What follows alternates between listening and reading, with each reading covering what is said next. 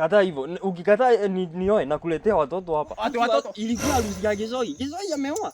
Yaani Gizoi tulikuwa tunasoma na yeye tu. Wewe nafaa nioe. Lakini sasa hadi nikioa. Ilikuwa harusi ya Gizoi. Gizoi ameoa. Yaani Gizoi tulikuwa tunasoma na yeye tu. Na nilikuwa namshinda vibaya sana. Yaani unaongelea watu wenye wameoa, si ndio? Sasa si kwani mkasoma na wao. Na wao hujaoa. Sasa kwani juu watu wameoa nafaa nioe? Si ndio? Mbona unangoja nini? Sasa juu nilika yangu kila kitu anafanya, by the way nafaa nioe. Lakini sasa hadi nikioa nitaoa nyumba gani? Mimi umeona ya Gizoi? Gizoi by the way hiyo nyumba ya Gizoi, hiyo nyumba yake kwanza ni ya mabati, si ndio? Kwanza yangu ni nzuri kuliko hivyo. Venye yangu ni ndoo Sasa haiwezi lakini wacha niende niambie mzai kwanza akinigawia shamba. Mimi hiyo shamba nauza, but sitamwambia hivyo.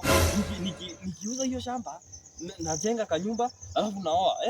Gizoi asikuwa ananiona hivi. Si ndio? Lakini ama mtu anaweza enda ambie serikali impe pesa za uzee akiwa mdogo ndio akizeeka. Ndio maana ulianza.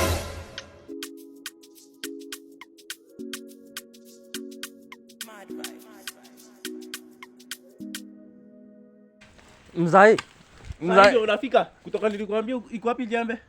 Sijakuja kukusaidia. Sasa hivi mimi niko na idea. Hakuna vile tunaweza kaa huku bado ni wewe unataka kutanga kitu napikiwa.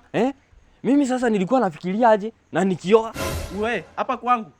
Labda hii nyumba yako ni bomoe. Hii nilikujengea. Jenge yako hii ni bomoe. Sasa mzai utabomoa nyumba yangu aje sasa? Ati ni bomoe, si ni yangu.